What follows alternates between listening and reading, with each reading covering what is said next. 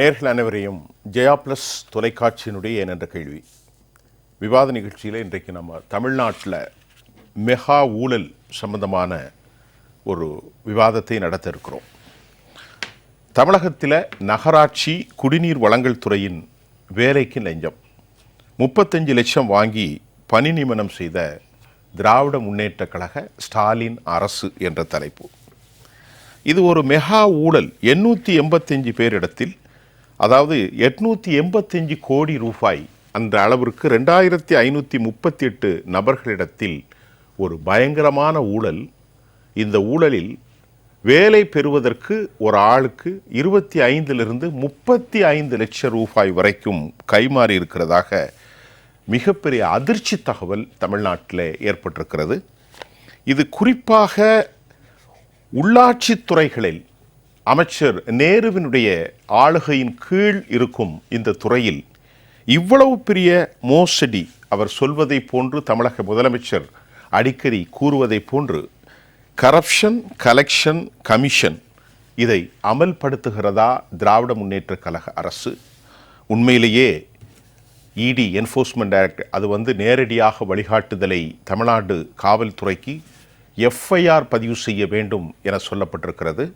காவல்துறை அரசின் எடுபிடியாக இருக்கும் நிலையில் என்ஃபோர்ஸ்மெண்ட் டைரக்டர் நேரடியாக உள்ளே நுழைவதற்கு எஃப்ஐஆர் இல்லாமல் நடவடிக்கை எடுப்பது சாத்தியமில்லை என்றும் சட்ட நிபுணர்கள் கூறிக்கொண்டிருக்கிறார்கள்.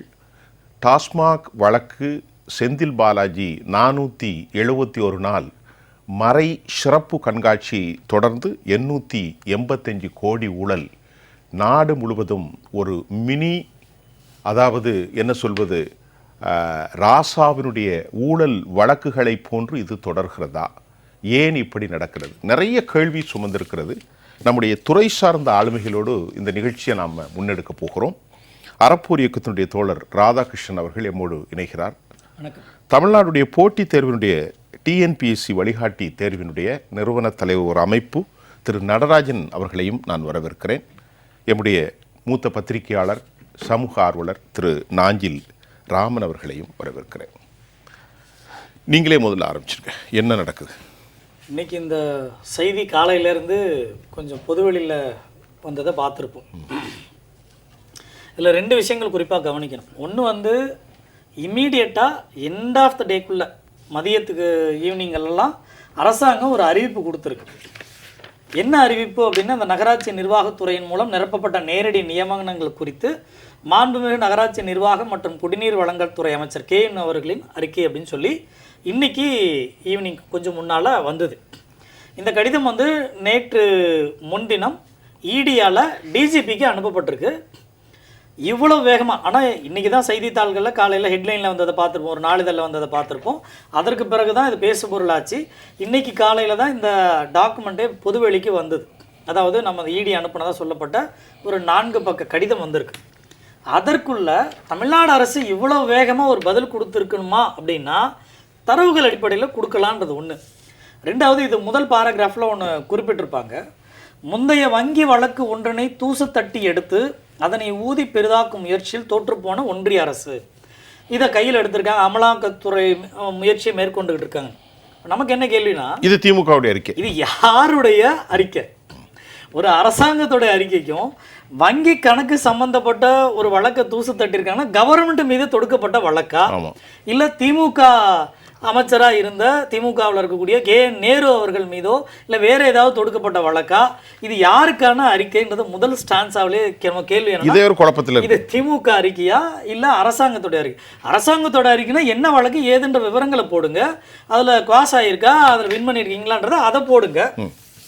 அதை விட்டுட்டு இந்த அறிக்கையை வெளியிடும் போதே நமக்கு என்ன தெரியுதுன்னா, இது அறக்க பறக்க ரெடி பண்ணி வெளியிடப்பட்டிருக்கக்கூடிய ஒரு மறுப்பு அறிவிக்கை அப்படி. இப்போ இந்த அறிக்கையில் நகராட்சி துறையின் காரணமாக குடிநீர் வழங்கல் துறை அமைச்சர் திரு KN நேரு அவர்கள் அறிக்கை, செய்தித்துறை டிபிஆர் அமைச்சிருக்க செய்தி குறிப்பு தான், செய்தித்துறைன்னு எங்க இருக்கு? அவங்க டிஐபிஆர் உடைய ட்விட்டர்லயே இருக்கு. அப்ப இது அரசு அறிக்கை தானே? அரசு அறிக்கை தான். சரி, தமிழ்நாடு செய்தித்துறை நிறுவனம் வழங்கியிருக்கக்கூடிய அறிக்கை, இந்த நேருவோட அறிக்கை, அவர் நேரு குறிப்பிட்டிருக்கிறதா டிஐபிஆரில் தமிழ்நாடு செய்தித்துறை இருக்குல்ல, அதை வெளியிட்டிருக்காங்க. அதுதான் இப்போ பிரிண்ட் அவுட் எடுத்துகிட்டு வந்திருக்கேன். இந்த 3 பக்கங்கள்ல அவங்க மறுப்பு அறிக்கை கொடுத்துருந்தாங்க. அதில் என்ன சொல்லியிருக்காங்க அப்படின்னா 6/8/2025 காலை வந்து நம்ம வர்த்தக மையத்தில், நந்தம்பாக்கம் வர்த்தக மையத்தில் 2538 பேருக்கு பணி நியமன ஆணை வழங்கினாங்க அப்படின்றது அந்த செய்தி குறிப்பை பேஸ் பண்ணி அதில் சொல்லப்பட்ட தரவுகளை தான் இதில் குறிப்பிட்டிருக்கிறதா பார்க்குறேன். நமக்கு இங்கே என்ன கேள்வினா, சரி இப்போ நம்ம பின்னோக்கி இடி என்ன தான் வெளியிட்டிருக்காங்க அப்படின்னு இதில் போய் திரும்பி பார்க்குறோம் அப்படின்னா அவங்க ஒரு 4 பக்க அறிக்கை கொடுத்துருக்குறாங்க. இது ஒரு ஜஸ்ட் லைக் தட் அறிவிப்பா இந்த வழக்கு சம்பந்தமா ஏன்னா இவர் மறுப்பு அறிவிப்பு கொடுக்குறாரு இல்லையா, இன்னைக்கு அந்த பணி நியமன பிரச்சனை வந்திருக்கு இல்லையா, அதுக்கு ஃபவுண்டேஷன் போட்டது இந்த இடியோடைய அறிக்கை அப்படின்னு சொல்லப்பட இந்த 4 பக்க அறிக்கை. இந்த 4 பக்க அறிக்கையில் அவங்க வேற ஒரு பிஎம்எல்ஏ வழக்கு சம்பந்தமாக ஏப்ரல் மாதத்தில் சர்ச் ரைடு பண்ணாங்க இல்லையா, அந்த சர்ச் சமயத்தில் கைப்பற்றப்பட்ட ஆவணங்கள் அது யார் யார் நடந்தது அப்படின்றது நமக்கே செய்திகளில் தெரிஞ்சிருக்கும். நேரு அவர்களுடைய பிரதர் அவருடைய வீடுகளில், அதாவது ஷேர் ஹோல்டர் ஒரு ட்ரூ வேல்யூங்கிற கம்பெனி ரவிச்சந்திரன், அவருடைய கேஎன் ரவிச்சந்திரன், அதுல தான் இந்த டாக்குமெண்ட்ஸ் சீஸ் பண்ணியிருக்காங்க. இதோட கூட இன்னும் அந்த ஷேர் ஹோல்டர்லாம் நடந்ததெல்லாம் செய்திகளை நம்ம அப்போவுமே டாக்ல பேசிக்கிட்டு இருந்தோம். அதே சமயத்தில் இங்கே வந்து நம்ம நகராட்சிகளை ஊழல் நடக்குதான்னு சொல்லி பேசணும். நம்ம ஒரு 4 நகராட்சிக்கு புகாரும் கொடுத்துருந்தோம், அது பின்னால் தெரியப்படுத்துறேன். இப்போ அந்த சமயத்தில், அந்த ரைடு சமயத்தில் நிறைய ஆவணங்களை கைப்பற்றப்படுது. அந்த கைப்பற்றப்பட்ட ஆவணங்களில் இவங்க என்ன குறிப்பிட்டிருக்காங்க அப்படின்னா, மொத்தம் 232 பக்க ஆவணங்கள் அவங்க கைப்பற்றப்பட்ட, வெறும் டாக்குமெண்டேஷன் மட்டும் இல்லை, வாட்ஸ்அப் சாட், மெயில், மற்ற ஆவணங்கள், இந்த ஆவணங்கள் எல்லாமே எடுத்து அதில் ஒரு 232 பக்கங்களை எடுத்து இடியிலிருந்து டிஜிபிக்கு அனுப்பிச்சிருக்காங்க. தமிழ்நாடு டிஜிபிக்கு நேற்று முன்தினம் அறிவிச்சாங்க. நேற்று அவங்களுக்கு கிடைச்சிருக்க வாய்ப்பு இருக்கிறது. டிஜிபி யாரு, ஒரு டெம்பரரியா ஒருத்தர் இருக்காரு, நம்ம வந்திருக்கிறார். நேற்று அவருக்கு கிடைச்சிருக்கும், இன்னைக்கு அரசு மறுப்பு அறிவிப்பு கொடுத்துருன்னு வச்சுக்கோங்க. அந்த 232 பக்கத்தில் இவங்க பிளேஸ் பண்ணப்பட்ட 2500 பேருக்கு ஒரு 150 பேருக்கான ஒரு கான்கிரீட்டட் எவிடன்ஸ் இருக்கிறதா அதில் அவங்க குறிப்பிட்டிருக்காங்க. அதாவது ரொம்ப உறுதியா 150 பேருக்கு இருக்கு அப்படின்னா அவங்க தெளிவாக தான் இந்த விளக்கங்களை குறிப்பிட்டிருக்காங்க. அதில் என்ன குறிப்பிட்டிருக்காங்க, the evidence collected shows, சரி அதில் என்ன குறிப்பிட்டிருக்காங்க அப்படின்னு பார்க்கும்போது, 3ஆம் நபர் ஒரு புரோக்கர் ஒருத்தர் இதில் இருக்காரு, இடைத்தரகர் ஒருத்தர் இதில் வந்து அதில் குறிப்பிட்டிருக்காங்க. அதாவது the said person named in the attached note, ஒரு நோட்டு குறிப்பிட்டிருக்காங்க. அதுல ஒரு நபருடைய பெயரும் குறிப்பிடப்பட்டிருக்கு. அந்த நபர் 3ஆம் நபர் இதுல இன்வால்வ்டுன்னு குறிப்பிட்டிருக்காங்க. அந்த 3ஆம் நபர் தேர்வுகள் தரவுகளை இந்த எக்ஸாம் எழுதுறாங்க இல்லையா, அதை அக்சஸ் பண்ணியிருக்கிறாரு. ஒரு கான்ஃபிடென்ஷியலான டேட்டாவை அக்சஸ் பண்ணியிருக்கிறாரு.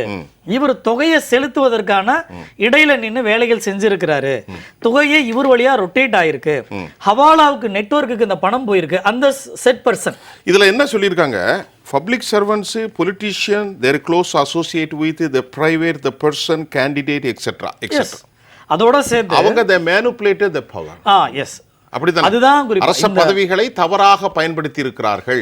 தரவுகளை யாரு பணம் கொடுத்தாங்களோ அவங்களுக்காக மேனிபுலேட் பண்ணிருக்காங்கன்னு அதுல சொல்லியிருக்காங்க. 150 பேர் என்று அது சுட்டப்பட்டது, அதுல குறிப்பிட்டிருக்காங்க. இந்த 150 பேரும் இதுல குறிப்பா இந்த பணம் எல்லாம் வங்கி கணக்கு வழியா ரொட்டேட் ஆகி ஹவாலாவுக்கு போய் திரும்ப ரொட்டேட் ஆகி உள்ளார வந்திருக்கின்றத அவங்க தெளிவா குறிப்பிட்டு 150 பெயர்களும் அதுக்குள்ள ஆவணங்கள் 232 பக்கங்களும் அனுப்பிச்சிருக்காங்க.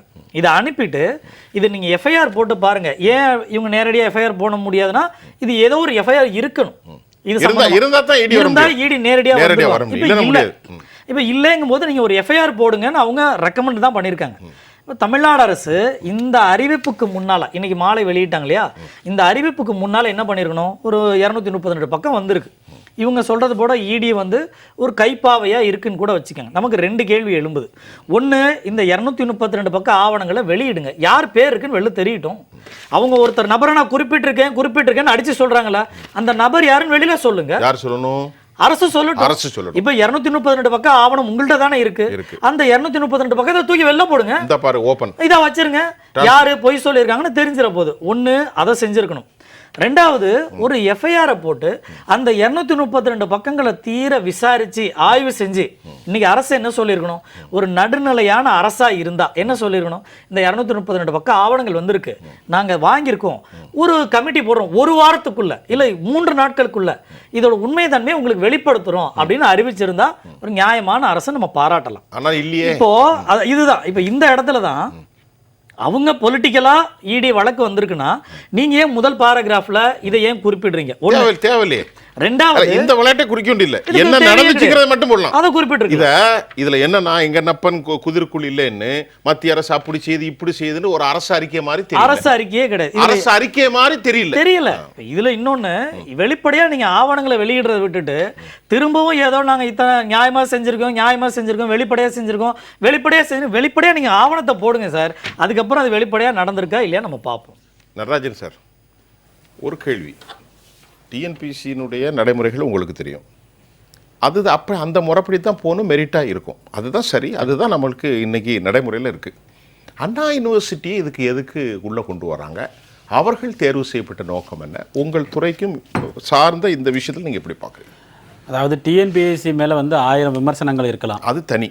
பட் இருந்தாலும் டிஎன்பிஎஸ்சி வந்து ஒரு சிஸ்டமேட்டிக்காக வந்து செயல்படுறாங்க, ஒழுங்காக எக்ஸாம் நடத்துகிறாங்க, ரிசல்ட் பப்ளிஷ் பண்ணுறாங்க, கவுன்சிலிங் எல்லாம். இது ஒரு ஸ்ட்ரக்சரல் ஆர்கனைசேஷன், ஸ்ட்ரக்சரலாக போயிட்டு இருக்கு. சரிதானே? இன்னொன்று நான் இன்டர்வியூ போஸ்ட்னு சொல்லி இவங்க சொல்லக்கூடிய இன்றைக்கி இந்த 2538 பதவிகளும் வந்து உதவி இன்ஜினியர், அதாவது அசிஸ்டன்ட் இன்ஜினியர், ஜூனியர் இன்ஜினியர், அந்த மாதிரி போஸ்ட்டு. அதில் வந்து அவங்க இன்டர்வியூ கண்டக்ட் பண்ணியிருக்கிறாங்க. பட் டிஎன்பிஎஸ்சியில் வந்து அசிஸ்டன்ட் இன்ஜினியருக்கு இன்டர்வியூ கிடையாதுன்னு சொல்லி ஒரு 2 இயர்ஸ்க்கு முன்னாடி முடிவு பண்ணி இப்போ மற்ற டிபார்ட்மெண்ட்டில் டிஎன்பிஎஸ்சி மூலமாக செலக்ட் ஆன அசிஸ்டன்ட் இன்ஜினியர் யாருக்குமே இன்டர்வியூ கிடையாது, ஒரு நான் இன்டர்வியூ போஸ்ட்டாக இருந்திருக்கு. ஸோ இவங்க வந்து இன்டர்வியூ அப்படிங்கிற ஒரு செக்ஷனை உள்ளே கொண்டு வந்திருக்கிறாங்க. இந்த அரசாங்கம் வந்து பதவியேற்ற புதுசில் வந்து ஆவினில் இருக்கக்கூடிய பணியிடங்களை அங்கே டிஎன்பிஎஸ்சி மூலமாக நிரப்புவோம், போக்குவரத்தில் கூடிய பணியிடங்களை டிஎன்பிஎஸ்சி மூலமாக நிரப்புவோம், மின்வாரியத்தில் கூடிய பணியிடங்களை டிஎன்பிஎஸ்சி மூலமாக நிரப்புவோம் அப்படி சொல்லிட்டு எல்லாத்தையுமே நாங்கள் டிஎன்பிஎஸ்சி மூலமாக தான் கொண்டு சொல்லி இதை மட்டும் பர்டிகுலராக அந்த துறையை எடுத்துக்கிறது அப்படிங்கிறது வந்து பார்த்தீங்கன்னா அரசியலமைப்பு சட்ட விதிக்கு எதிரானது. கண்டிப்பாக இந்திய அரசியலமைப்பின்படி ஆர்டிகல் 315 வந்து பார்த்தீங்க அப்படின்னா ஒரு மாநிலத்துக்கு தேவையான அரசு ஊழியர்கள் தேர்ந்தெடுப்பதற்கு ஒரு state public service commission establish பண்ணியிருக்கிறாங்க. அப்படி இருக்கும்போது இந்த அரசு ஊழியர்கள் தேர்ந்தெடுக்க வேண்டிய அந்த பர்பஸே வந்து இங்கே இல்லாமல் போயிடுச்சு. ஒன்று. இன்னொரு முக்கியமான விஷயம் என்ன அப்படின்னா டிஎன்பிஎஸ்சியை பொறுத்தளவு கடந்த 4-5 வருடங்களாக ஒரு அட்மினிஸ்ட்ரேட்டிவ் லெவலில் ஒரு ஜூனியர் அசிஸ்டண்ட் அதை செலக்ட் பண்ணதை விட இன்ஜினியர்ஸ் தான் அதிகமாக செலக்ட் பண்ணியிருக்கிறாங்க. உங்களுக்கு ஜூனியர் டிராட்டிங் ஆஃபீஸர் அப்படிங்கிற ஒரு போர்வையில் ஒரு இன்ஜினியர், அப்புறம் ரோடு இன்ஸ்பெக்டர், அப்புறம் வந்து பார்த்தீங்கன்னா எல்லா அவ்வளவு டிபார்ட்மெண்ட்லையும் ஒரு உதவி இன்ஜினியர் செலக்ட் பண்ண தெரிஞ்ச டிஎன்பிஎஸ்சிக்கு இந்த இடத்துல செலக்ட் பண்ண தெரியாதா? ஏன் தெரியாது? அதான் கேட்குறேன். அதான் இப்போ அதை வந்து நீங்கள் தனியாக ஒரு அண்ணா யூனிவர்சிட்டி அப்போ நாளைக்கு வந்து ஒரு அக்ரிகல்ச்சர் ஆஃபீஸர் நீங்கள் எடுக்கிறீங்க, தமிழ்நாடு அக்ரிகல்ச்சர் யூனிவர்சிட்டி மூலமாக நீங்கள் எக்ஸாம் வைப்பீங்களா? இல்லைனா ஒரு கவர்மெண்ட்டில் ஒரு டாக்டர் வந்து நீங்கள் செலக்ட் பண்ணுறீங்க, அது டாக்டர் எம்ஜிஆர் மெடிக்கல் யூனிவர்சிட்டி மூலமாக நீங்கள் உங்களால் செலக்ட் பண்ண முடியுமா? முடியாது. ஸோ அப்படி இருக்கும் பொழுது உங்களுக்கு யூபிஎஸ்சியில் என்ன பண்ணுறாங்க, இந்தியன் இன்ஜினியரிங் சர்வீஸும் தனியாகவே இருக்குது, இந்தியன் ஃபாரஸ்ட் சர்வீஸ். ஸோ அந்த மாதிரி இதை வந்து நீங்கள் தனியாக எடுத்து கொண்டு போகணும் அப்படிங்கிறது அவசியமே இல்லை. இந்த நோட்டிஃபிகேஷன் February 2, 2024 நம்முடைய முனிசிபல் அட்மினிஸ்ட்ரேஷன் டிபார்ட்மெண்ட் மூலமாக ரிலீஸ் ஆகும் பொழுது அப்போதே வந்து பார்த்தீங்க அப்படின்னா மருத்துவர் ராமதாஸ் அவர்கள் வந்து கடுமையாக அதை எதிர்த்திருந்தார். இது நடக்குன்னு சுட்டி காட்டியிருக்காரு. ஆமாம், இது வந்து நீங்கள் வந்து தவறு, இது வந்து டிஎன்பிஎஸ்சிங்கிற ஒரு ஆர்கனைசேஷன் இருக்குது, ரெக்ரூட்மெண்ட் பாடி அவங்க தான், அதில் இருக்கக்கூடிய ஒரு சில பணி விதிகளை சேஞ்ச் பண்ணணும்னா அதை வேணால் நீங்கள் பண்ணலாம், பட் ரெக்ரூட்மெண்ட் வந்து அவங்க தான் நடத்தணும் அப்படி சொல்லி இது பின்னால் வந்து மிகப்பெரிய ஒரு ஊழலுக்கு வழிவகுக்கும் அப்படி சொல்லிட்டு 2 இயர்ஸ்க்கு முன்னாடி ராமதாஸ் அவர்கள் வந்து ஒரு அறிக்கை விட்டுருந்தாரு. அப்படி இருங்க, அதுக்கப்புறம் ஏன் இதில் தேர்ந்தெடுத்தாங்கன்னு இடைவேளைக்கு அப்புறம் நீங்களே பேச போறீங்க. இப்போ நீங்கள் சொன்ன மாதிரி ஒரு ஸ்ட்ரக்சரல் ஆர்கனைசேஷன் இல்லாமல் குறுக்கு வழி பயணமாக இருக்கிறதா நீங்கள் ஒரு கேட்டிங்க இல்லையா, இது எப்படி அண்ணா யூனிவர்சிட்டி தேர்ந்தெடுத்தாங்க நம்ம நிறைய பேச போகிறோம். நடராஜன், நான் இப்போ உங்கள்கிட்ட கேட்குறது, நகராட்சி நிர்வாகம், உதவி செய்தி பொறியாளர், இளநிலை பொறியாளர்கள், நம்ம தமிழில் எதை சொல்லுவோம், சுகாதார ஆய்வாளர்கள், இப்படி பல பொறுப்புகள் இருக்குது. இந்த ரெக்ரூட் பண்ணுறது, அதாவது பாடி எடுக்கிறது டிஎன்பிசி மூலமாக அது மெரிட் அடிப்படையில் தானே எடுக்கப்படும். கண்டிப்பாக.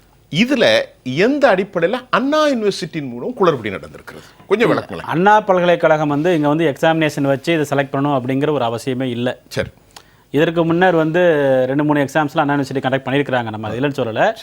இதில் வந்து 2538 காலி பணியிடங்கள். சரி. ஸோ 2538 காலி பணியிடங்கள் ஒரு பல்காக வந்து பார்த்தீங்கன்னா இவங்க வந்து ஒருவேளை வந்து இவ்வளவு பல்காக ஒரே சிங்கிள் ரெக்ரூட்மெண்ட்டாக டிஎன்பிஎஸ்சியால் எடுக்க முடியாதுன்னு நினச்சி இவங்க தனியாக நாங்கள் எடுத்துக்கிறோம் சொல்லி சொன்னாங்களா அப்படிங்கிறது நமக்கு இல்லை. இப்போ 2538 பேருக்கு தானே அண்ணா யூனிவர்சிட்டி, 2538 பேருக்கு அண்ணா யூனிவர்சிட்டி பிரிச்சு ஒன்றும் கொடுக்கலையே. இதில் வந்து அவங்க February 2, 2024 நோட்டிஃபிகேஷன் ரிலீஸ் பண்ணி அப்போ வந்து பார்லிமெண்ட் எலெக்ஷன் நடந்துச்சு, எலெக்ஷன் முடிஞ்ச உடனே ஜூன் ஜூலையில் எக்ஸாம் நடத்துறேன்னு சொன்னாங்க, பட் கொஞ்சம் டிலே ஆயிடுச்சு. 24 ஆமாம், மே மாதம் 24 மே மாதத்துக்கு அப்புறம் எக்ஸாமினேஷன் நடத்தி அப்புறம் அக்டோபரில் இன்டர்வியூ நடத்தினாங்க. இந்த 25 February ரிசல்ட் பப்ளிஷ் பண்ணாங்க. அப்புறம் தமிழ் மீடியம் சரியில்லைன்னு சொல்லி கோர்ட் கேஸ் போட்டு எல்லாம் 1.5 வருஷம் ஆயிடுச்சு.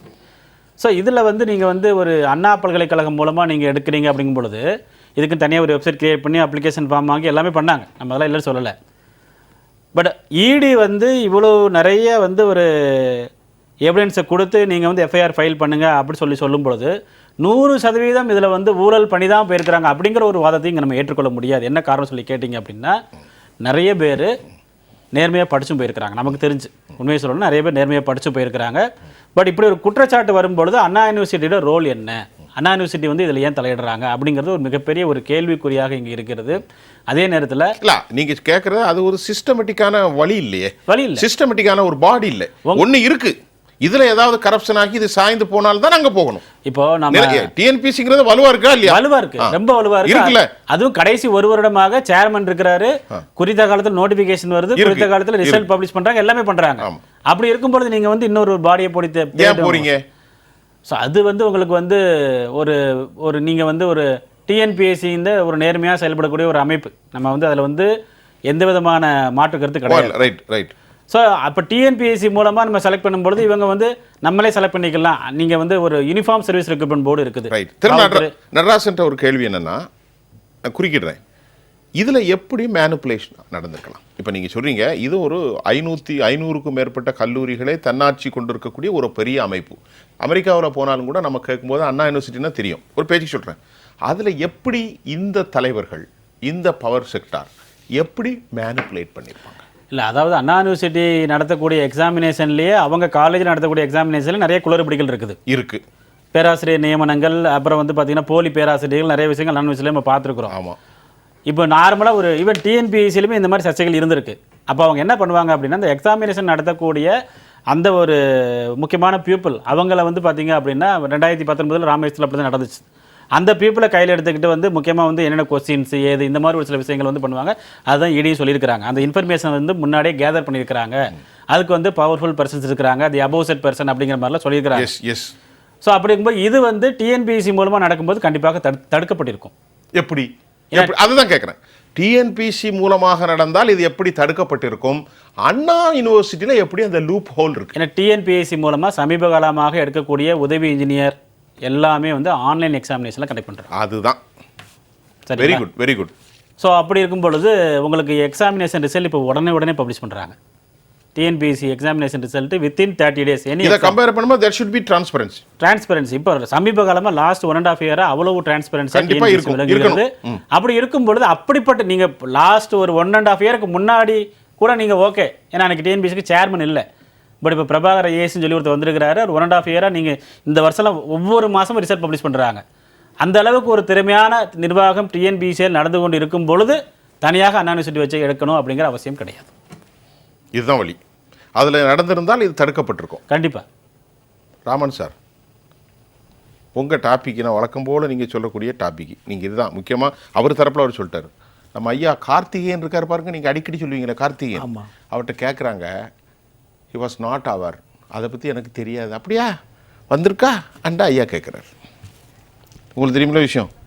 அப்படியா சார், மத்தியிலேருந்து தான் வந்திருக்கு, தெரியாது எனக்கு. இல்லை, அதாவது கார்த்திகேயன் அவர்கள் இன்னைக்கு நகராட்சியினுடைய metro water, town panchayat, municipality, கார்பரேஷனுடைய மாஸ் செக்ரட்டரியாக உள்ளார் கார்த்திகேயன். ஆமாம், செக்ரட்டரி தானே அவர். கடந்த எடப்பாடி அவர்கள் முதலமைச்சர் இருக்கின்ற போது 3வது முறையாக சென்னை மாநகராட்சி ஆணையராக இருந்தார்.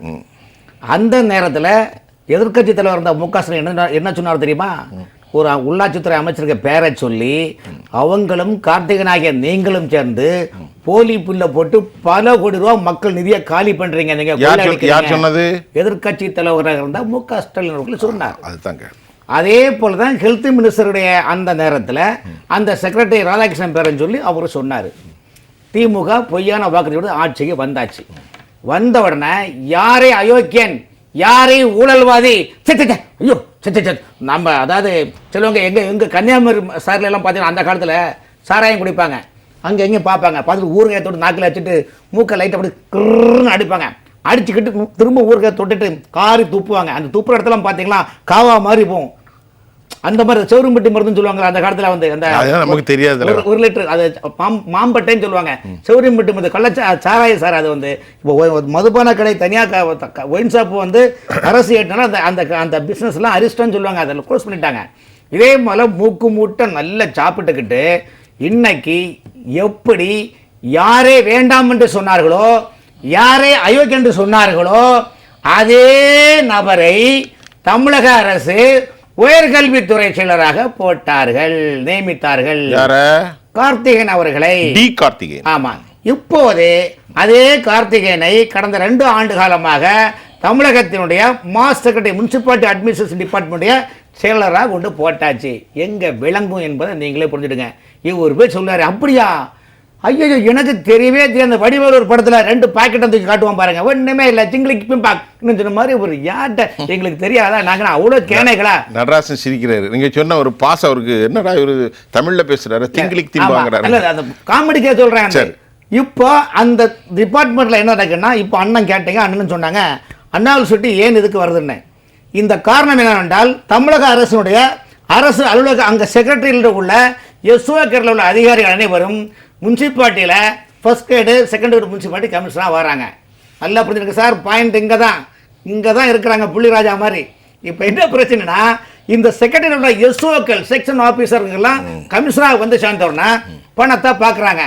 அவங்க எதை போட்டிங்கள மணி அடிச்சா சோறு மாதிரி உட்காந்தா எல்லா டிபார்ட்மெண்ட்டும் நகராட்சியில் காசு அள்ளி போகும்போது இவங்க என்ன நினைக்கிறாங்க, இனிமேல் டிஎன்பிசியில் எக்ஸாம் வைக்கக்கூடாது. டிஎன்பிசி மூலமாக எக்ஸாம் வச்சதால நீங்கள் டிபிஐ பில்டிங் இன்ஸ்பெக்டர்லாம் வரீங்க, எதுக்கு வைக்கணும்? ஆனால் எப்படி செய்யலாம் என்றால் அண்ணா யூனிவர்சிட்டி மூலமாக தேர்வை வைத்து அந்த தேர்வு நகராட்சியினுடைய அந்த நேரத்தில் நகராட்சியினுடைய நிர்வாகத்துறை இயக்குனரான தாராபுரத்தை சேர்ந்த சிவராசு ஐஏஎஸ், அதாவது திருச்சி கலெக்டராக இருந்து கொண்டு நகராட்சி நிர்வாகத்துறை இயக்குனர் இருந்த சிவராசு தலைமையில் ஒரு கமிட்டி ஆரம்பிக்கிறாங்க.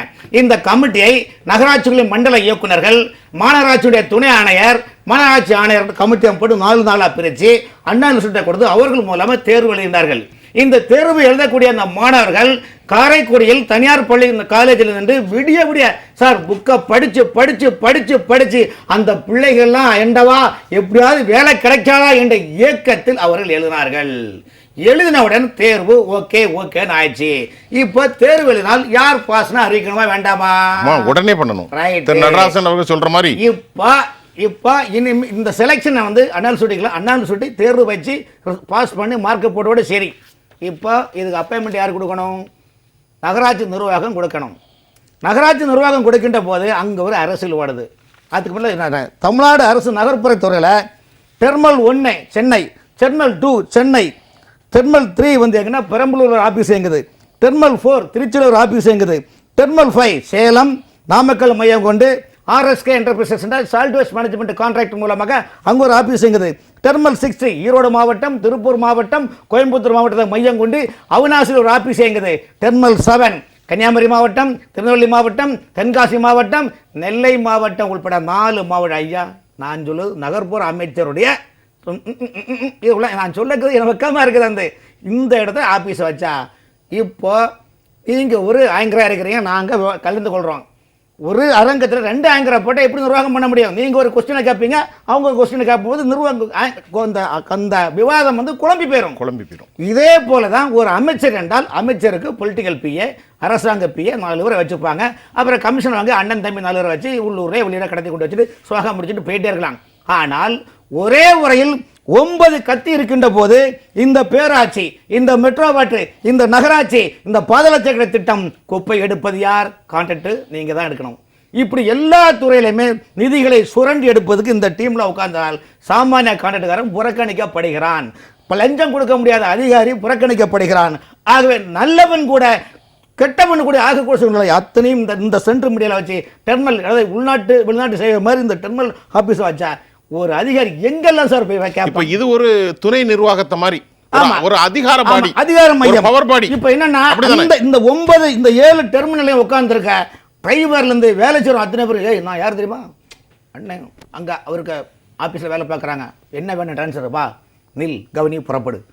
அப்ப என்னும் போது சாமானிய சொன்ன மாதிரி புரோக்கர்ங்கிற வார்த்தை வருது இல்ல? ஆமா, சாமானிய யாரு? அப்ப சாமானியமான நிலைமையில் வரும்போது அந்த துறை அதிகாரி நொந்து போயிடுவான் சார். காரணம் அவன் யார்கிட்டலாம் கூட முடியாது. ஐயா எனக்கு ட்ரான்ஸ்ஃபர், எனக்கு ஒரு பதவி உயர்வு, அல்லது எனக்கு லீவு, ஏதோ ஒன்று சப்ஜெக்டில் நான் ஆடிட்டிங் கிளியரன்ஸ் பண்ணி எனக்கு ரிட்டைர்மெண்ட் ஆகிறேன்.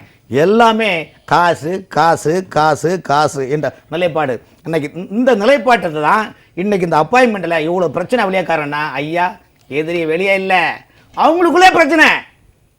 சார் இந்த மேட்ரு எங்கள் அக்கம் குதிரைக்குள்ள இல்லை என்பது இந்த ரகசியம் வெளியே வர காரணம் அந்த துறையில் உள்ள சில நபர்களுக்குள் பண்டம் பிரிப்பதில் நீ பாதி நான் பாதி கண்ணே. அப்போ பங்கு கிடைக்காதவன் என்னையா பண்ணுவான்? அவன் பார்ப்பான், இப்ப அவர் எழுதுவான். சொல்றது சில நேரங்களுக்கு சரக்கு போட்டாச்சுன்னா பங்கு பிரிக்கிறதுல ஆமா, பிரச்சனை வரும். அல்லனா உண்மை வெளியே அவன் என்ன பண்ணுவான்? எழுதுவான், பேப்பரை எழுதுவான், அனுப்புவான், மாட்டுவான். இதுதான் ஐயா பிரச்சனை. நீங்க சொல்றது அதாவது யதார்த்தத்தை சொல்றீங்க, இதுதான் உண்மை. இப்ப அதாவது இந்த பங்கு பிரிப்பதில் சில குளறுபடி, பங்கு பிடிக்கல பிரச்சனை ஆகி கத்திரிக்காய் முத்தி கடத்தலுக்கு வந்து போச்சு. இப்போ என்ன ஆகி போச்சுன்னா அரசாங்கத்துக்கு நெருக்கடி. என்னடா இவ்வளவு? ஏன்னா செந்தில் பாலாஜியை போன்ற பல செந்தில் பாலாஜி தமிழ்நாட்டில் உள்ளார்கள் சார். மக்கள் வாழ முடியல சார். மக்களை கசக்கி பிழிஞ்சு எப்படி அந்த காலத்தில் சுரப்பூசி மாட்டுக்கு சுரப்பூசி போட்டு பால் கறப்பாங்கல்ல, அந்த சுரப்பூசை ஸ்டாப் பண்ணிட்டாங்க. இந்த மாதிரி உள்ள நிலைமையில இது என்ன சொல்ல முடியும்? பேசுவோம்.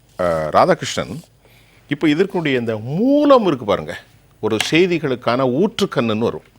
அந்த ஊற்றுக்கண் எங்கிருந்து வருது அப்படின்னு பார்த்தீங்கன்னா த ட்ரூ வேல்யூ அப்படின்னு கம்பெனி. அதில் ஃபவுண்டர் ஆர்கனைசேஷனோ அல்லது யாராவது இருப்பார டைரக்டர் மிஸ்டர் ரவிச்சந்திரன். அவர் யார்? தமிழகத்தினுடைய திரு KN நேரு, மிகப்பெரிய அதிகார மட்டத்தினுடைய கூட பிறந்தவர். இப்போது இடி வந்து சொல்கிறாங்க FIR ஃபைல் பண்ணுங்கட்டு. இப்போ ஒரு FIR ஃபைல் பண்ணலைன்னா என்ன நடக்கும்? சட்டப்படி இதற்கு மேலான அதிகாரத்தை சுயாதீனமாக மைய அரசுகள் எடுக்கிற வாய்ப்பு உண்டா? அப்படி வருகின்ற போது பிரைமா ஃபேசி யார் மேல் இருக்கும்? நீங்கள் கேட்டது முக்கியமான கேள்வி. அதுக்கு முன்பாக இந்த அண்ணா யூனிவர்சிட்டி ஏன் பிரச்சனை இருக்குன்றதையும் சேர்த்து சொல்லிடுங்க. இப்போ இவங்க குறிப்பிட்டதில் இதுக்கான ஒரு இணையதளம் ஓப்பன் பண்ணி 2,499 விண்ணப்பங்கள் பெறப்பட்டிருக்கு. இதில் 38 மாவட்டங்களில் 591 மையங்களில் அண்ணா யூனிவர்சிட்டி தான் எக்ஸாமை கண்டக்ட் பண்ணியிருக்கு. இந்த கண்டக்ட் பண்ணி இதில் 7,272 தேர்வுகளுக்கு சான்றிதழ்கள் சரி பார்த்துருக்காங்கன்னு இருக்காங்க 13 தேர்வு குழுவினரால். இந்த தரவெல்லாம் கரெக்ட். அண்ணா யூனிவர்சிட்டி கீழே இருக்கக்கூடிய 450 கல்லூரிகளை கூட சரியாக ஆய்வு செஞ்சு இன்னைய வரைக்கும் டேட்டா வெளியிட முடியாத ஒரு வக்கற்ற திராணியற்ற நிர்வாகம் தான் அண்ணா யூனிவர்சிட்டி. அவங்க எப்படி நீங்கள் தமிழ்நாடு முழுசும் இவ்வளோ ஆவணங்களை சரி பார்த்துருப்பாங்க? 2,300 சில்லற. இதில் கல்லூரிகள்ல இவங்க போய் ஆய்வு செஞ்ச ஆவணங்கள் முறைகேடா நடந்திருக்குன்னு சொல்லி நம்ம தான் வெளியிட்டோம். 353 முனைவர் பட்டம் வாங்கினவங்களே மோசடி பண்ணாங்கன்னு ஆய்வுகளை வெளியிட்டிருக்கோம். இப்போ இவங்க எப்படி எதன் அடிப்படையில் இந்த ஆவணங்களை சரி பார்த்தாங்கன்னு ஒரு பெரிய கேள்வி. இந்த நடைபெற்ற எக்ஸாமும் நாம வெளியிட்ட காலகட்டமும் ஒன்று அண்ணா பல்கலைக்கழகம் அவுட் சோர்ஸ் பண்ணியிருந்தாங்கன்னா ஏன் அவுட் சோர்ஸ் பண்ணீங்க? அவுட் சோர்ஸ் பண்ணுறதா இருந்தால் ஏன் அண்ணா பல்கலைக்கழகம் இதை நடத்தணும்? TNPSC நடத்திட்டு போயிருக்கலாம். அப்போ அவுட் சோர்ஸ் பண்ணி அண்ணா யூனிவர்சிட்டி வழியாக நடத்துறதுக்கு அப்போ முன்கூட்டி திட்டமிடப்பட்டதான் ஒரு பெரிய கேள்விகள் இருக்கா இல்லையா? அப்போ அண்ணா யூனிவர்சிட்டியின் நிர்வாகம் இதுக்குள்ளே வருவதற்கு ஏற்கனவே அவங்களுடைய அனுபவம் 2023, 24, 25 இந்த ஆண்டு 25, 26 3 ஆண்டுக்கான தன்னுடைய உறுப்பு கல்லூரி விவரங்களை கூட வெளியில் வைக்கிறதுக்கு ஒரு வக்கற்ற நிர்வாகம் தான் அண்ணா யூனிவர்சிட்டி. இந்த லட்சணத்தில் தான் உயர்கல்வித்துறையே செயல்படுது. அதுக்கு ஒரு அமைச்சர் இருக்கிறார். எதுக்கு அவர் அமைச்சராக இருக்காருன்னு தெரியல, கோவி செலியன் அவர்கள். அதையே இன்னை வரைக்கும் வெளியிடலை. இதில் மாதம் பயோமெட்ரிக் வைக்கணும். அந்த பயோமெட்ரிக் இந்த மாதம் இன்னைய தேதி வரைக்கும் அறிவிக்கவே இல்லை.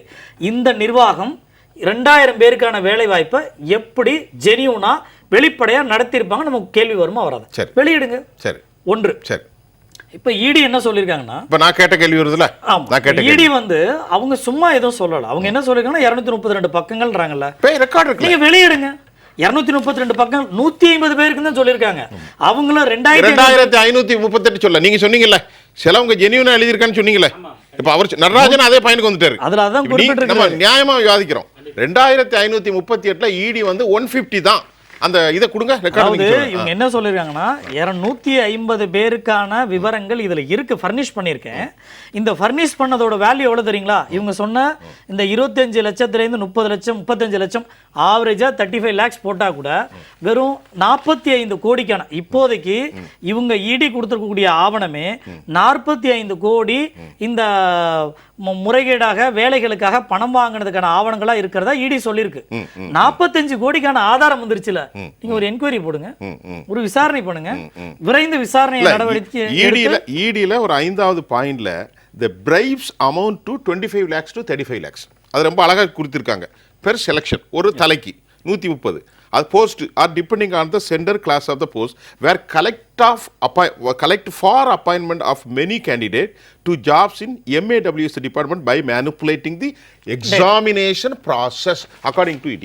அண்ணா யூனிவர்சிட்டியோட சரிதானே? எக்ஸாமினேஷன் கரெக்டா? ப்ராசஸ் யார் பண்ணானா அவன் process அண்ணா அவன் யூனிவர்சிட்டி. அண்ணா யூனிவர்சிட்டி தானே. இதுல அவங்க குறிப்பிட்டிருக்கப்படி பார்த்தா இப்போ 45 கோடிக்கான 150 கேண்டிடேட்டுக்கும் இந்த வேல்யூ போட்டிங்கனாலே 232 பக்கத்துல 45 கோடிக்கான சராசரியா சுமாராக நம்ம ஒரு வேல்யூ போட்டா 30 லட்சம் போட்டா 30 லட்சம் போட்டா 42 கோடி 45 கோடிக்கான டேட்டா இப்ப கையில இருக்கு சார். 50 கோடிக்கு 45 கோடிக்கான முறைகேடுக்கான தகவல் இடி கொடுத்துரும். நான் என்ன சொல்றேன், நீங்க ஒன்று தகவலை வெளியிடுங்க, அந்த மூன்றாம் நபர் யாரும் பேரை சொல்லுங்க, மூணாம் நபர். இல்லையா அந்த 232 பக்கத்தை வெளியிட்டுருங்க, இல்லையா ஒரு என்கொயரி பண்ணுங்க. இது எதுவுமே பண்ண நீங்க மாட்டேன். யாரும் தமிழ்நாடு கவர்மெண்ட் கவர்மெண்ட் செஞ்சிருக்கணும்.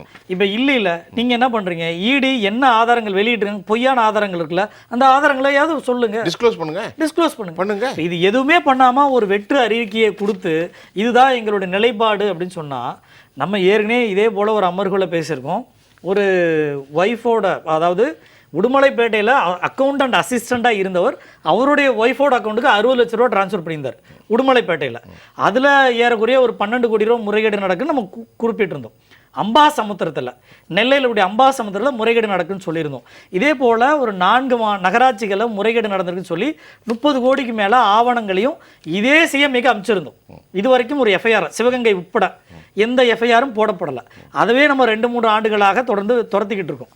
அப்போ இது போன்ற முறைகேடுகள் தொடர்ந்து நடக்குதுன்னா, இன்றைக்கி செக்ரட்டரியாக இருக்கக்கூடிய கார்த்திகேயன் ஐஏஎஸும் நமக்கு நல்ல அறிமுகம் இல்லை, ஏற்கனவே அவருக்கு தெரியும். இவர் உள்ளாட்சித்துறையில் இங்கே சென்னை மாநகராட்சியில் இங்கே கமிஷனராக இருக்கும்போது ரோடு போடுறதுலேருந்து மற்ற வேலைகள்லேருந்து முறைகேடுகள் நடக்குன்னா ஆவணங்கள் கொண்டு போய் திரட்டி நீதிமன்றத்துக்கு போய் நீதிமன்றம் எஃப்ஐஆர் போட சொல்லி சார்ஜ் ஷீட் போட சொல்லி இன்னைக்கு நிலுவையில் நடந்துகிட்டு இருக்கு. அவருக்கு தெரியும். அதுக்கு சம்பந்தப்பட்ட நபர் யாரு? இதே கார்த்திகேயன். அவர் மீதான எஃப்ஐஆருக்கு அவரே சைன் பண்ணக்கூடிய ஒரு கான்ஃபிளிக்ட் ஆஃப் போஸ்ட்ல ஏன் அவரை போட்டிருக்கீங்கன்னு இதே முதலமைச்சருக்கு கடிதம் அனுப்பணும். இதே சார்ஜ் ஷீட் அலிகேஷன் ஃப்ரேம் பண்ணது இதே முக ஸ்டாலின். ஆமா, ஆப்போசிட் பார்ட்டி எடுத்த. இதுக்கும் காலம் தாழ்த்தி 2017 செந்தில் பாலாஜி மீது விழுப்புரம் பொதுக்கூட்டத்தில் இதே செந்தில் பாலாஜி பப்ளிக்கா குற்றம் சுமத்தினது இதே முக ஸ்டாலின். இப்போ இவ்வளவு முறைகேடு நடந்தும் இவ்வளவு ஆதாரங்களை கொண்டு போய் கொடுத்தோம், நீதிமன்றம் இவ்வளோ நாளுக்குள்ள நீங்க எஃப்ஐஆர் போடுங்க, சார்ஜ் ஷீட் போடுங்கன்னு சொல்லும், கண்டெம்ட் ஆஃப் கோர்ட் போனதுக்கு பிறகு தான் வந்திருக்கு. அப்போ இதற்கு பின்னால ஸ்டாலின் அவர்கள் ஒருவேளை முடிவு பண்ணிட்டார் போல இருக்கு, மொத்தமாக வந்து என்ன முறைகேடு நடந்தாலும் நான் கண்டுக்க மாட்டேன், நான் வெறும் விளம்பரங்கள், இந்த பாருங்க இந்த மாதிரி விளம்பரங்கள் மட்டுமே வெளியிடுவேன், அப்பப்போ நாடகங்களில் மட்டுமே. பிரபல யூடியூபர் வேலை இல்லையா, இப்போதான் யூடியூப்ல வீடியோவே வெளியிடுறது இல்லை, படம் வர பார்க்குறாரு. ஆமா, இப்போ பிரபல யூடியூபராக இருந்தவர் இப்போ ரிவ்யூவராக மாறி இருக்கிறார். அப்போ இந்த இதுக்கே எனக்கு நேரம் சரியா இருக்கு. நகராட்சியில் மக்களோட ரோடுகள் என்ன ஆனா பரவாயில்ல, தண்ணி கிடைக்கலையா பரவாயில்ல, அங்கங்கே விளிம்புநிலை மக்கள் வாழக்கூடிய தொகுப்பு வீடுகள் இருக்கு இல்லையா, கண்ணகி நகர், பெரும்பாக்கம் போன்ற மக்கள் அன்றாட அல்லோலப்பட்டு வாழ்ந்துகிட்டு இருக்காங்களே, நீங்க எல்லாம் எப்படி வேணாலும் இருந்துட்டு போங்க, நான் இந்த யூடியூப் பார்ப்பேன், ரிவ்யூ போடுவேன், யூடியூப்ல வீடியோ பேசி போடுவேன்னு நினைச்சு ஒரே நாடகங்கள் மட்டும் நடத்திக்கிட்டு இருக்காரு. உங்களுக்கு சந்தேகம் தான். சரி நடராஜா சொல்லுங்க. ஸோ இதில் வந்து இது இப்படியே போச்சு அப்படின்னா தனியார் மயமாகக்கூடிய வாய்ப்புகள் வந்து பார்த்தீங்கன்னா அரசு வேலைகள் தனியார் மயமாகக்கூடிய வாய்ப்புகள் அதிகமாக இருக்கும். அரசு வேலைகள் சமீபத்தில் கூட ஒரு 2 மாதங்களுக்கு முன்னாடி ஒரு அரசாணை ரிலீஸ் பண்ணிக்கும் பொழுது முக்கியமாக வந்து ஒரு 3 மாதங்கள் வரைக்கும் இருக்கக்கூடிய ஒரு ஜூனியர் அசிஸ்டண்ட், டைப்பிஸ்ட், இந்த மாதிரி போஸ்ட்டு அவங்க தான் அதுக்கப்புறம் வந்து நாங்கள் வந்து தனியாக ப்ரைவேட் பீப்புள் வச்சு தான் எடுக்க போகிறோம் அப்படிங்கிற மாதிரி ஒரு ஜீவோ வந்து ரிலீஸ் பண்ணியிருந்தாங்க. ஒன்று. இன்னொன்று ரொம்ப முக்கியமான விஷயம் என்னென்னா, நீங்கள் வந்து உள்ளாட்சின்னு சொல்லி சொல்கிறீங்க, நம்ம வந்து இப்போ செலக்ட் ஆனக்கூடிய இவங்க எல்லாமே உள்ளாட்சிகளில் பணியமர்த்தப்பட்டிருக்கிறார்கள். இதே உள்ளாட்சியில் தான் ஒரு ஊராட்சி ஒன்றியமும் வருது. ஊராட்சி ஒன்றியம், பஞ்சாயத்து யூனியன் அப்படின்னு சொல்கிறாங்க. அந்த பஞ்சாயத்து யூனியனில் இருக்கக்கூடிய அசிஸ்டன்ட் இன்ஜினியரை நீங்கள் எப்படி செலக்ட் பண்ணுறீங்க? டிஎன்பிசி மூலம் செலக்ட் பண்ணுறீங்க. கண்டிப்பாக. ஸோ அப்போ அந்த பஞ்சாயத்து யூனியனில் இருக்கக்கூடிய ஒரு லோக்கல் பாடியில் இருக்கக்கூடிய ஒரு அசிஸ்டன்ட் இன்ஜினியரை இன்டர்வியூ இல்லாமல் ஒரு டிஎன்பிசி மூலமாக செலக்ட் பண்ணக்கூடிய அரசாங்கம் நகராட்சின்னு வரும்பொழுது இன்டர்வியூ வச்சு ஒரு எக்ஸாமினேஷனை வச்சு செலக்ட் பண்ணக்கூடிய நிர்பந்தம் எங்கேருந்து வந்துச்சு? ரொம்ப முக்கியமான ஒன்று. அண்ட் இதில் வந்து அந்த ஈடியை கொடுத்துருக்கக்கூடிய அதில் வந்து மேனிப்புலேஷன் ஆஃப் எக்ஸாமினேஷன் ப்ராசஸ் அப்படிங்கிற ஒரு வார்த்தை இருக்குது. நான் வாசிச்சேன், இப்போ லாஸ்ட்டாக வாசிச்சது அதுதானே. ஸோ எக்ஸாமினேஷன் ப்ராசஸில் மேனிப்புலேட் பண்ணியிருக்காங்க அப்படிங்கிற ஒரு குற்றச்சாட்டை வந்து இடி வந்து முன் வச்சிருக்கிறாங்க. எக்ஸாமினேஷன் ப்ராசஸ் அப்படிங்கிறது 2 ப்ராசஸ் தான். ஒன்று written exam and interview. Very good. So அப்படி இருக்கும் இந்த ரிட்டன் எக்ஸாமினேஷன், இதனால தான் வந்து நம்முடைய ராமதாஸ் அவர்கள் ஒரு அறிவிப்பு என்ன சொல்லியிருந்தாரு, பொதுவாகவே இந்த குரூப் 1 தவிர நீங்கள் வந்து யூபிஎஸ்சியில் பார்த்தீங்க அப்படின்னா கிரேட் 2, கிரேட் 3 எதுக்குமே இன்டர்வியூ கிடையாது. அவங்க வந்து ஒன்லி ஐஏஎஸ் ஐபிஎஸ் மட்டும் தான் இன்டர்வியூ உண்டு. மற்றபடி எந்த ஒரு எக்ஸாமினேஷன் எஸ்எஸ்சி நடத்தக்கூடிய எந்த ஒரு எக்ஸாமினேஷனுக்கு வந்து பார்த்தீங்கன்னா இன்டர்வியூ கிடையாது. யூபிஎஸ்சி வந்து பார்த்தீங்கன்னா சென்ட்ரல் கவர்மெண்ட் ரெடி ஃபிக்ஸ் பண்ணி வச்சுட்டாங்க. ஸோ அப்படிங்கிற ராமதாஸ் அவர் என்ன சொல்றாரு, நீங்கள் எதற்கு இந்த உதவி இன்ஜினியருக்கு மட்டும் இன்டர்வியூ வைக்கிறீங்க அப்படிங்கிற ஒரு கேள்வி அவர் எழுப்பியிருந்தார். ஸோ அப்படி பார்க்கும்பொழுது மேனிபுலேஷன் ஆஃப் எக்ஸாமினேஷன் ப்ராசஸ் அப்படிங்கிற அந்த விஷயத்துல 2 ப்ராசஸ் இருக்குது. ஒன்னு return examination, another one is interview. இதை நடத்தக்கூடியது ஒரு டிஎன்பிஎஸ்சி ஆக இருந்தால் 100% நாங்கள் வரவேற்றிருப்போம். இது வந்து ஒரு அண்ணா பல்கலைக்கழகம் அப்படிங்கிற போதுதான் வந்து நமக்கு வந்து மிகப்பெரிய ஒரு சந்தேகம் அதில் எழுகிறது. ஏனென்றால் அண்ணா பல்கலைக்கழகம் வந்து அந்த பல்கலைக்கழகம் மேல அவ்வளவு குற்றச்சாட்டுகள் சமீப காலமாக பல காலமாக போலி பேராசிரியர் 15 வருடங்களுக்கு மேலாக அங்கே வேலை பார்க்குறாங்க. சார் சொன்ன மாதிரி வந்து அறப்போர் இயக்கம் நிறைய ரிசர்ச் பண்ணியிருக்கிறாங்க. அதில் அதாவது நிறைய எந்த விதமான ஒரு இன்ஃப்ராஸ்ட்ரக்சரும் இல்லாத கல்லூரிகளுக்கெல்லாம் வந்து பெர்மிஷன் கொடுத்துருக்குறாங்க அப்படிங்கிற மாதிரி இருக்குது. ஸோ அப்படி இருக்கும்போது அண்ணா யூனிவர்சிட்டியை பற்றி சொல்கிறதுக்கு முன்னாடி ஒரு கேள்வியில் 7வது பாயிண்டில் இடி வந்து ஒரு கருத்தை தெரிவிக்கிறது. இது என்னன்னா இந்த நேம்டு வந்து என்ன அட்டாச்சுன்னா it had access to the confidential examination information even before the declaration of results. அப்போ அந்த அளவுக்கு அதை என்ன பண்ணணும், ரொம்ப பாதுகாப்பாகவும் அப்படிதானே. ஆமாம், ரொம்ப அதுக்கு முன்னாடி ஒரு பாயிண்ட்ல சொல்றாங்க, அது ரொம்ப வேடிக்கையா இருக்கு பாருங்க. சர்டன் எங்கிருந்து எவிடன்ஸ் கலெக்டட் ஷோஸ் தட் அப்படின்னு இடி சொல்றாங்க. Public servants, politician, their close associate, the private person, candidate etcetera etcetera etcetera. அப்போ ரோட்ல விளம்பர ஜவுளிக்கடை மாதிரி இது பரவி இருக்கிறது, அப்படித்தானே? அது எக்ஸாமினேஷன் நான் சொல்றதுக்கு பதில் சொல்லுங்க. கண்டிப்பா இது அப்படித்தானே? கண்டிப்பா. இதுக்கு 2வது பாயிண்ட்ல இப்படி சொல்றக்கூடிய ஒரு கருத்து, முதல் பாயிண்ட்ல இதுல எத்தனை புரோக்கர், எத்தனை பொலிட்டீஷியன், எத்தனை இடைத்தரகர்கள், பப்ளிக் சர்வன்ட்ஸ். ஏன்னா அவங்க பப்ளிக் சர்வன்ட்ஸ்னு ஒரு வார்த்தை சொல்லியிருக்காங்க. முதல்ல பப்ளிக் சர்வன்ட்ஸ் தான் இருக்கு. நிறைய நம்மள்ட்ட டாக்குமெண்ட்ஸ் ஆங்கிலத்துல தானே இருக்கு. நம்ம சார் சொன்ன மாதிரி அந்த செக்ஷன் ஆஃபீஸர்ஸ் அப்படிங்கிற ஒரு வார்த்தையை சார் சொன்னார். ராமன் நம்ம செக்ரட்டரியேட் செக்ஷன் ஆஃபீஸராக இருப்பாங்க, இங்கே வந்து அசிஸ்டன்ட் கமிஷன் அந்த மாதிரி வேலைகள் அவங்க இருப்பாங்க. அப்போ பப்ளிக் சர்வன்ட்ஸ் அப்படிங்கிறது யார்? He is appointment body behalf of the representative of government of Tamil Nadu. Government he is very closely associated with illegitimate activities. அதுக்கு தான் நாங்க through anti social elements. இன்னொன்று சார் ஒரு வார்த்தை சொன்னாங்க, அப்படிதானே? அதாவது நீ பாதி பிரிச்சுக்கோ நான் பாதி பிரிச்சுக்கோ. ஒரு ஊழல் முறைகேடு வெளியில் வரும்பொழுது அதை செய்ய முடியாமல் போனவங்க நீ பாதி. இது நடந்துச்சு டீச்சர்ஸ் ரெக்ரூட்மெண்ட் போர்டில் பாலிடெக்னிக் எக்ஸாமினேஷனில் 2018 ஒரு அசிஸ்டன்ட் ப்ரொஃபஸர் எக்ஸாமினேஷனுக்கு இது நடந்துச்சு. அதனால் நம்ம என்ன சொல்கிறோம், நீங்கள் டீச்சர்ஸ் ரெக்ரூட்மெண்ட் போர்டு வேண்டாம், ஃபாரஸ்ட் ரெக்ரூட்மெண்ட் போர்டு வேண்டாம், கோஆபரேட்டிவ் ரெக்ரூட்மெண்ட் போர்டு வேண்டாம், காவல்துறை பணியாளர் தேர்வாணையம் எல்லாமே டிஎன்பிஎஸ்சி மேலே கொண்டு வாங்க. நீங்கள் வந்து காவல்துறைக்கு எஸ்ஐ எடுக்கிறீங்க, கான்ஸ்டபிள் எடுக்கிறீங்க, செலக்ஷன் பண்ணுறது யார்? காவல்துறை. டீச்சர்ஸ் ரெக்ரூட்மெண்ட் போர்டை வச்சு யாரை செலக்ட் பண்ணுறீங்க? டீச்சர் எடுக்கிறீங்க. அது தேவையே இல்லை. ஒட்டுமொத்தமாக எல்லாத்தையும் நீங்கள் வந்து டிஎன்பிஎஸ்சி மூலம் அப்படிங்கிற மாதிரி அமைப்பு கொண்டு வந்தீங்க அப்படின்னா சார் பாடி நீங்கள் தான் சொல்றீங்க. அதுதான், அதுக்காக தான் அரசியலமைப்பு விதிகள் அது உருவாக்கப்பட்டிருக்கிறது. ஸோ அதை விட்டு வெளியில் போகும்பொழுதே வந்து பார்த்தீங்க அப்படின்னா அப்போவே சரி ஓகே இதில் ஏதோ நடக்குது. இன்னொன்று ரொம்ப முக்கியமான விஷயம், 35 லட்ச ரூபா கொடுத்து வாங்குற அளவுக்கு தமிழ்நாட்டில் அத்தனை பேர் இருக்கிறாங்க அப்படிங்கிறது வந்து மிகப்பெரிய ஒரு ஆச்சரியமாக இருக்குது. எவ்வளோ சம்பளம் இருக்கும்? ஒரு நிமிஷம் உங்களுக்கு வரேன். எவ்வளோ சம்பளம் இருக்கும்? 50,000 சம்பளம் இருக்கும். 50,000 இருக்கும். 50,000. அப்போ அவன் கட்டுறதுக்கு ஒரு 5 வருஷம் 7 வருஷம் இவனுக்கு கொடுத்த லஞ்சத்துக்கு சம்பாதிக்கணும். கண்டிப்பாக அப்படி தானே? வருஷத்துக்கு 6 லட்சம், ஒரு 5 வருஷம் 6 வருஷம் அவன் சம்பாதிச்சா தான் இந்த 35 லட்சத்தை எடுக்க முடியும். மீதி காலத்து அப்ரூவல் ப்ராசஸ் இருக்குது. இப்போ இதில் இருக்கக்கூடிய போஸ்டிங் இதில் இவங்க பில்டிங் அப்ரூவலுக்கு ஹெல்த் இப்போ ஒரு ஹோட்டல் துவக்குறாங்க அப்படின்னா துப்புரவாய் வந்து ஹெல்த் இன்ஸ்பெக்டர் வந்து அப்ரூவல் பண்ணணும். இந்த அப்ரூவலுக்கெல்லாம் உட்காந்த இடத்துல கூட பைசா வாங்க முடியும். இவங்க இதெல்லாம் எதிர்பார்த்து வர்றது எப்படியாவது போட்ட காசை எடுத்துடலாம் தான். அப்போ இங்கே ஏன் வந்து சர்வீஸ் செக்டார்ஸில் கடைநிலை மக்கள் பாதிக்கப்படுறாங்க, சர்வீஸ் செக்டார்ஸ் ரொம்ப வீக்கன் ஆகுது, இங்கே லஞ்சம் ஏன் பெருகுதுன்னா இது போல கூட கொடுத்துட்டு வரக்கூடியவங்க தான். அப்போ இதை ஒரு அரசு இந்நேரம் வெளிப்படையாக நான் இதை எதிர்கொள்கிறேன்னு வந்திருக்கணும். ஒரு தெம்புள்ள திராணி உள்ள அரசாக இருந்தால் இதை நான் எதிர்கொள்றேன்னு வந்திருக்கணும். அதுக்கு இது போல நடைமுறைகளோ அறிக்கையோ இது கொஞ்சமும் பயனில்லை. மக்கள் மீது அக்கறையே இல்லாத தமிழக அரசின் செய்தி குறிப்பின் போது இட்ஸ் நாட் a protocol. இது இல்ல, இது வந்து தனிப்பட்ட முறையில் சொல்றான். என் மீது அவன் சொன்னதுக்கு நான் சொல்லுகிறேன்னு தமிழ்நாடு அரசு சொல்லுமா? அதுதான் பெர்ஃபெக்ட்லி டன்னுங்கிறாரு கார்த்திகேயன். எல்லாம் பக்காவா முடிஞ்சிட்ட, எனக்கு ஒன்றும் தெரியாது அப்படியா அப்படின்னு கேட்கிறாரு. மிஸ்டர் தகவல் வெளில போடுங்க, என்ன பர்ஃபெக்ட்டா பண்ணி வெளில போடுங்க. திரு ராமன், தமிழகத்தை தலைகுனிய விட மாட்டேன்னு ஒரு புது வரி அடிக்கடி டெய்லி ஒரு வாரம் ஒரு வரி புது வரி வாசகம் வரும். சினிமா படம் பேர மாதிரி டியூக்கு அது மாதிரி டீசல் பெட்ரோல் இந்த மாதிரி பேர். தமிழகத்தை தலைகுனிய மாட்டேன் என்று தலைகுனிய விட மாட்டேன்னு முதலமைச்சர் சொல்றாரு. கலைஞர் போட்ட அரசாணை எண் 354 354 அரசு மருத்துவர்களுக்கு இன்னைக்கு வரைக்கும் உங்க அப்பா போட்ட அந்த உத்தரவை இன்னும் நீங்கள் மருத்துவர்களுக்கு செயல்படுத்தலை காட்டலையே. ரைட்டு. இப்போ நீங்கள் 2 பேரும் என்ன சொன்னீங்க, எப்படி 25 லட்சம் வாங்குறாங்க இந்த அப்பாயின்மெண்ட், நகராட்சி நிர்வாகத்தில் அப்பாயின்மெண்ட்டுக்கு எப்படி 25 லட்சம் டு 35 லட்சம் வாங்குறாங்க? அதில் வந்து ஈடு யாரையும் ஒரு குறிப்பிட்ட ஒரு ஒரு ஒரு நபருக்கு இது இதான் பண்ண ஒரு 150 பேர்ட்ட அவர் லிஸ்ட்டு கொடுக்குறாங்க. ஐயா இதில் ஒரு நீங்கள் நுணுக்கமாக கேட்கணும். இப்போ வந்து ராதாகிருஷ்ணன் சாருக்கு 35 வயசு அப்பாயின்மெண்ட் ஆகிறாரு. இவர் diploma holder, overseas diploma holder படித்தா work inspector, overseas JE. Sir BE படிச்சுட்டாருன்னா டைரக்ட் அப்பாயின்மெண்ட் ஏஇ. இப்போ சாருக்கு 30 வயசு அப்பாயின்மெண்ட் ஆகிறாரு, அசிஸ்டன்ட் இன்ஜினியர். இல்லை சார் ஓகே, இவர் அப்பாயின்மெண்ட்டுக்கு 30 வயசுல சார் அப்பாயின்மெண்ட் ஆகிறாரு. ரிட்டையர்டு 60 வயசு, 30 வருஷம் இருக்கு. சாருக்கு 35 வயசு, ரிட்டையர்டு 25 வயசு, 25 வருஷம் இருக்கு சர்வீஸ். ஒரு ஆண்டுக்கு 1 லட்ச ரூபா சார் ரேட்டு. இப்போ புரியுதா? புரியுதா? ஆமா, 25 லட்சம் டு 35 லட்சம் வாங்குவது வயதை நிர்ணயம் கொண்டு ரிட்டையர்மெண்ட் என்ன வயசு இதுதான் ரேட். இவருக்கு இந்த கால்குலேஷன் போடுறாங்க. இதுதான் ரேட். எப்படி சொல்றாங்க? இல்ல எட்டயபுரம் சந்தையில எல்லாம் ஆடு பிடிக்கும் போது நல்ல தரமான ஆடு. அது வந்து டவரை கையில போட்டு விரல்ல வச்சு எண்ணுவாங்க, விரல்ல வச்சு. அது எந்த அளவுக்கு இந்த நாட்டில் திரு நடராஜன் நாங்கள் பேசுகிறோம், we are talking about such a kind of the mock and ridiculous, it's not good. நாங்கள் வந்து அரசியலமைப்பின் சட்டத்தில் இறைவனின் மீதும் இறையாண்மையின் மீதும் சத்தியம் பண்ணியிருக்கோம். எவ்வளோ பாவப்பட்ட மக்கள் இருக்காங்க, எனக்கு ஏதாவது கிடைக்காதான்னு. எவ்வளோ திறமையான பிள்ளைகள் இந்தியா. நடராஜன் உங்களுக்கு தெரியாதுல்ல, நீங்க அவ்வளோ பெரிய பார்த்துக்கிட்டு இருக்கீங்க. இப்போ இந்த ஈடி சொன்னது அந்த அமௌண்ட் இவ்வளோ ஊழல் 25 லட்சம் டு 30 லட்சம் வாங்கியிருக்காங்க, 35 லட்சம் வாங்கியிருக்காங்க. அது ஒரு மூக்குப்படி கணக்கு தான்.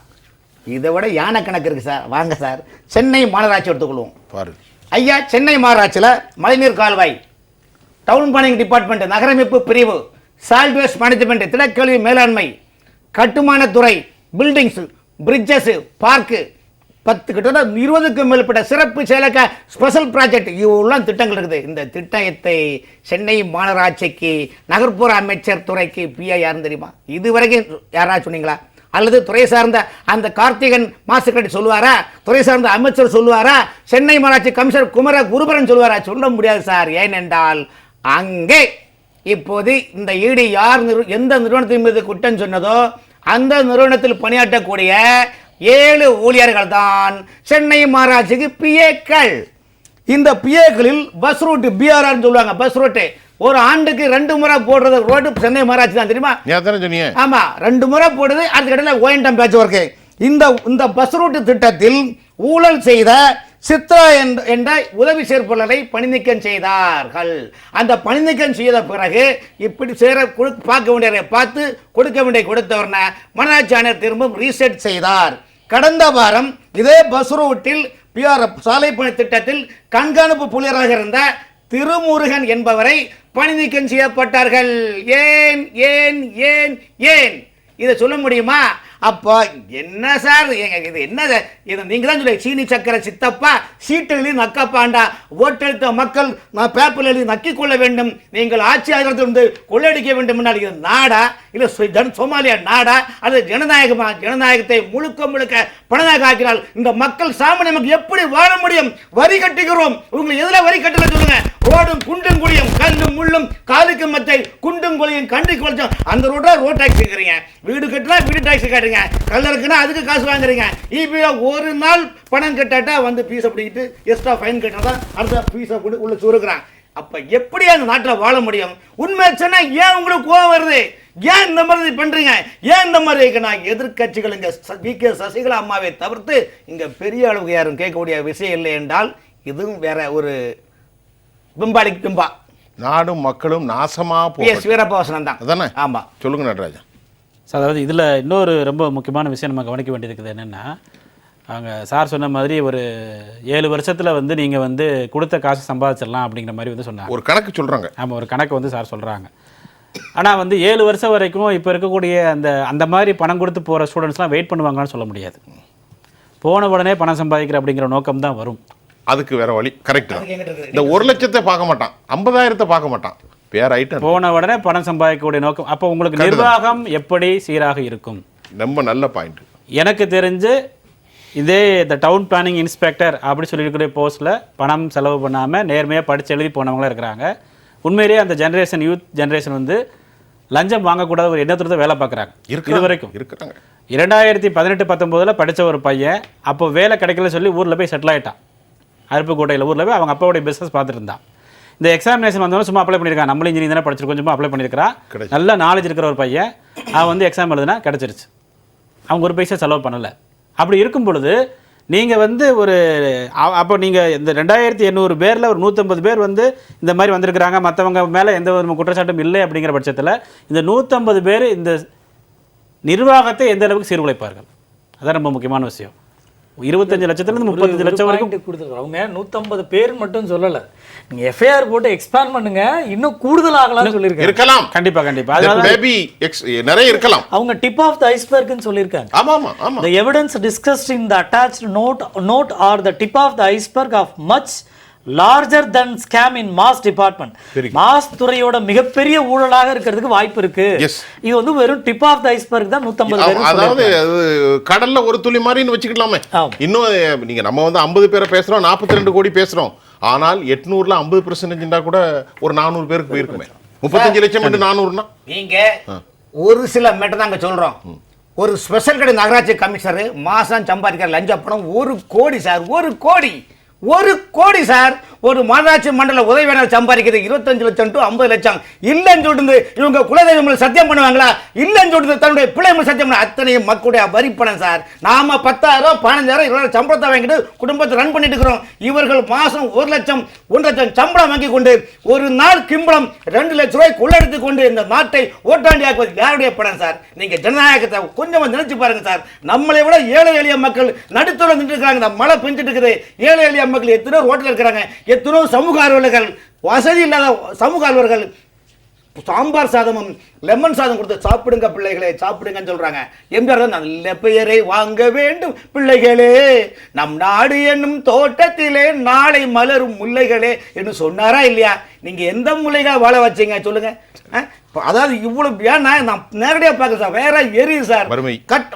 மக்களுடைய பணங்களை யாரு எல்லாம் எப்படி கொள்ளடிக்கிறாங்க சார்? ஒரு துறையில உட்கார்ந்துக்கிட்டு நீ பாதி நாமளே கொள்ளைச்சா ஜனநாயகமா என்ன சார் வளர்த்தது? நான் வெளிப்படையா சொல்லதுக்கு எனக்கு தயக்கமா இருக்கு சார். பேசுவோம். நடராஜ் சார் வேற எதுவும் சொல்ல வேண்டிய இந்த விஷயத்துல?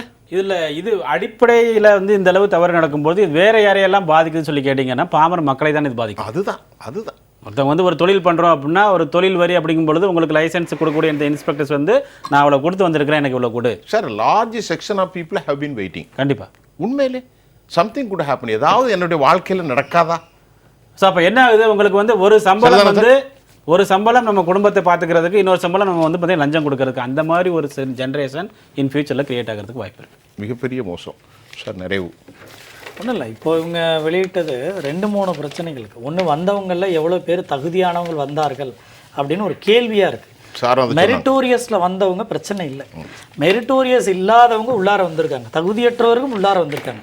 அப்போ ரோடு போடுறதுல ஒரு தரம் பார்த்து போடுவாங்களா? கட்டமைப்புகள், அரசு பள்ளிக்கூடங்கள் கட்ட போகிறாங்க, அரசு கல்லூரிகள் கட்ட போகிறாங்க, மருத்துவமனைகள் கட்ட போகிறாங்க, அதை ஆய்வு செய்ய போகிறாங்க, அதை சர்டிஃபை பண்ண போகிறாங்க.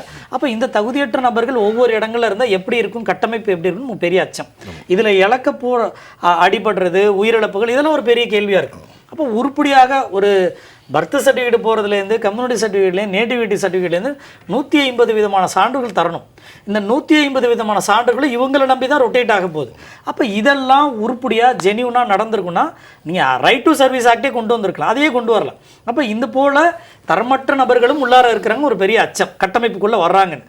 2வது, பணம் போட்டு வந்தவங்க இதை விட பல மடங்கு எடுக்க தான் முயற்சி பண்ணுவாங்க. கொடுத்ததை எடுக்கிறதில்ல, கொடுத்ததை காட்டிலும் 10 மடங்கு எடுக்க முயற்சி பண்ணுவாங்க. அப்போ அடிப்படையில் நீங்களும் நானும் தான் சுரண்டப்பட போகிறோன்ற ஒரு அச்சத்தை தான் இந்த அறிக்கை நமக்கு கொடுக்கறதா பார்க்கணும். இப்போ தமிழ்நாடு அரசு உண்மையாகவே மக்களுக்கு உள்ளதை செயல்படுறதா இருந்தால் இன்னைக்கு முதலமைச்சர் மு.க. ஸ்டாலின் அவர்கள் இதற்கு எதிராக உடனடியாக தகவலை வெளியிடுவாரா?